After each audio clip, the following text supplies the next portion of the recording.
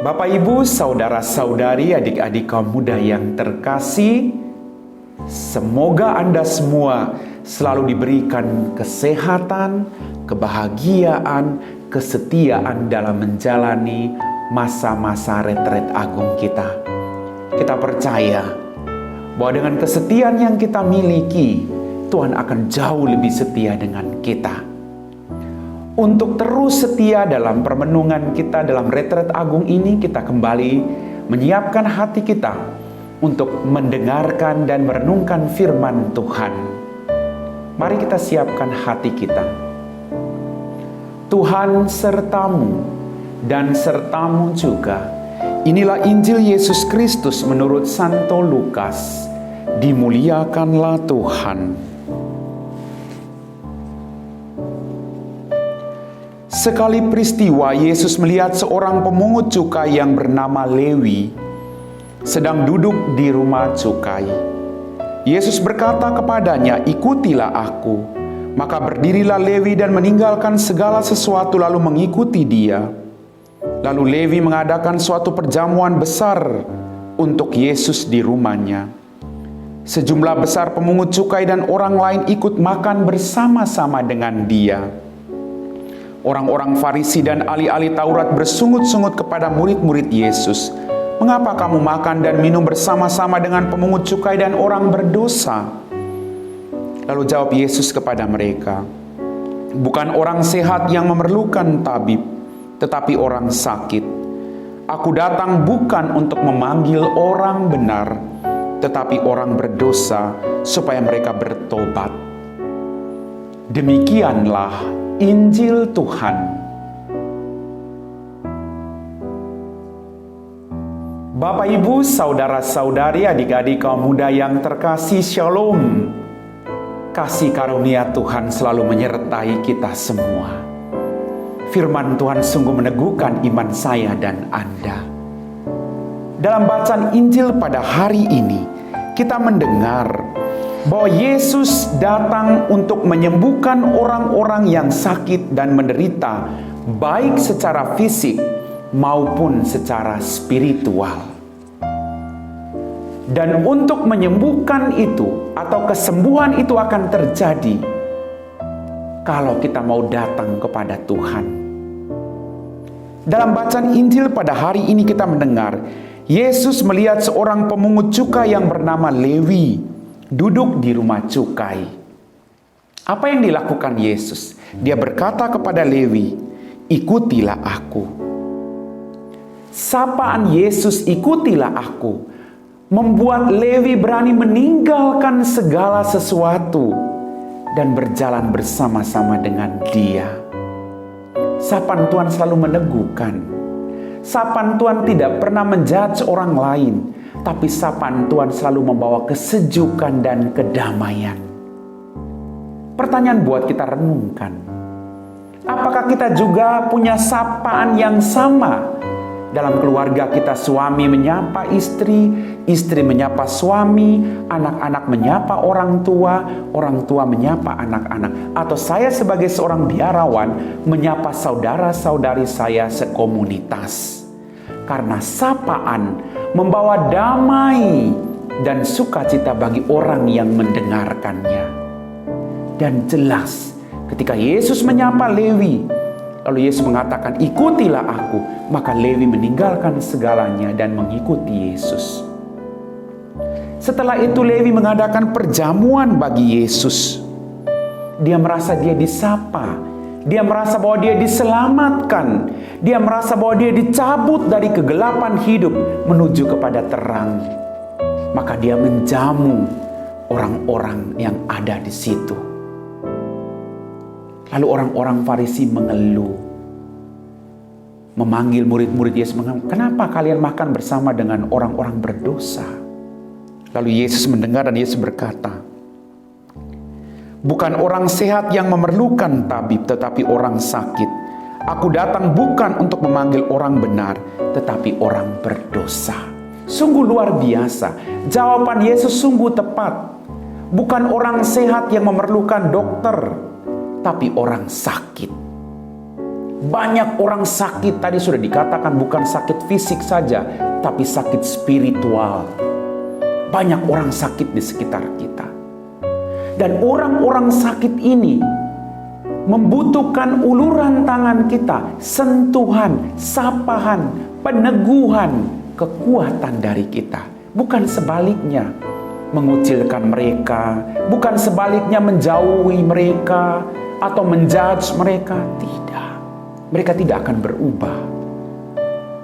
Maka sikap Yesus tadi harus ada dalam kehidupan kita. Dia menyapa mereka dengan penuh kasih. Sapaan penuh kasih itu mengubah hidup orang berdosa. Sapaan penuh kasih Anda mengubah hidup keluarga Anda, istri maupun suami. Kalau Anda marah-marah, tidak ada kasih dalam keluarga, maka semuanya akan hancur. Kemudian Yesus juga mengatakan, "Aku datang bukan untuk memanggil orang benar, tetapi orang berdosa supaya mereka bertobat." Sungguh luar biasa. Kedatangan Kristus agar semua orang berdosa bertobat dan memperoleh keselamatan. Dan tugas itu diteruskan kepada Anda dan saya. Apakah kita melihat orang berdosa lalu kita berjuang untuk membawa mereka kepada keselamatan? Atau sebaliknya, kita melihat orang berdosa lalu kita menjudge mereka, mengucilkan mereka, menjauhkan mereka, atau membuat mereka tambah terpuruk dalam kedosaan mereka? Tidak demikian Bapak Ibu. Ini tidak dilakukan oleh Yesus. Yesus datang supaya mereka bertobat, mereka diampuni, dan mereka bertobat. Kita semua mengalami itu, bahwa kita diampuni oleh Tuhan, lalu Tuhan menghendaki kita bertobat untuk memperoleh keselamatan itu. Sungguh luar biasa. Bagaimana ketika Anda melakukan kesalahan lalu Anda diampuni oleh orang lain? Rasa nyaman, rasa tidak sendirian, rasa ada orang yang memperhatikan sekalipun ada orang yang saat ini sedang membenci Anda. Itu juga yang dirasakan oleh Lewi. Tuhan ingin agar kita melakukan hal yang sama, agar justru kehadiran kita membuat orang lain diubah hidupnya, membuat orang lain merasa disapa. Maka mari kita berjuang. Kita juga punya kelemahan. Siapa sih yang tidak punya kelemahan? Kita semua orang berdosa. Kita sudah terima abu tanda bahwa kita orang lemah, kita orang berdosa. Kita semua orang berdosa. Hanya Tuhan yang tidak berdosa. Maka ketika kita diselamatkan Tuhan, kita merasa gembira. Hal yang sama harus kita lakukan kepada orang-orang yang saat ini sedang menderita karena dosa-dosa yang mereka lakukan. Tugas kita adalah menyelamatkan mereka. Bukan sebaliknya, malah menjauhkan mereka dari Tuhan. Apa yang mau kita wartakan? Kita dipanggil membawa sukacita agar orang mau bertobat dan memperoleh keselamatan. Bukan kehadiran kita justru membawa malapetaka bagi orang lain.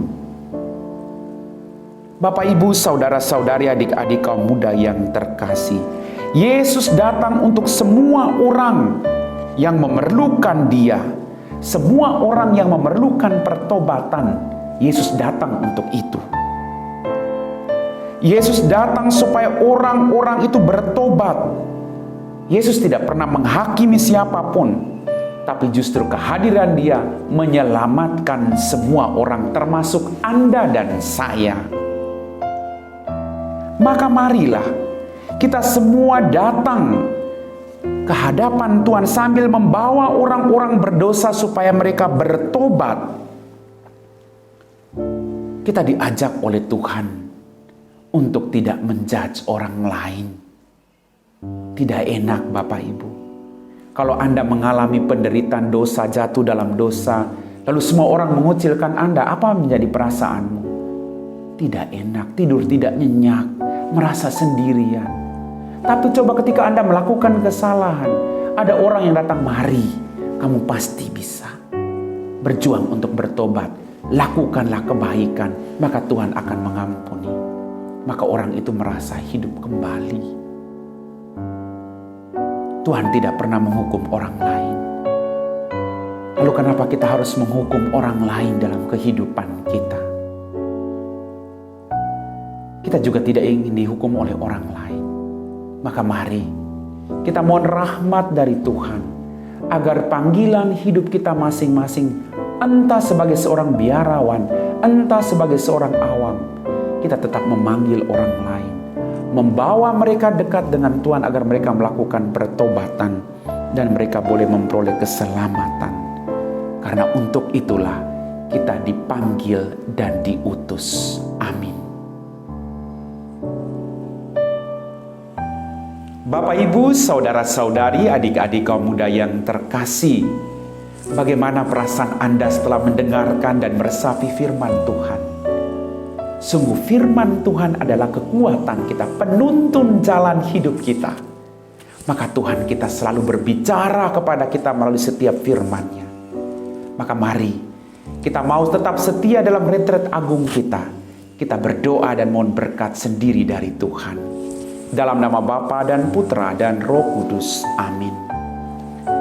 Ya Tuhan Allah Bapa kami dalam kerajaan surga, terima kasih Tuhan atas setiap berkat yang boleh kami alami dalam kehidupan kami, atas setiap pengampunan yang boleh kami terima daripadamu atas segala kesalahan dan dosa-dosa kami.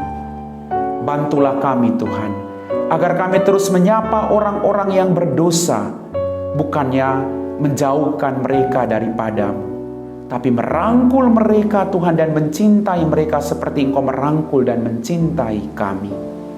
Semoga hidup kami juga menjadi sarana berkat bagi banyak orang. Kami puji Engkau Bapa, kini dan sepanjang segala masa. Amin. Tuhan sertamu dan sertamu juga.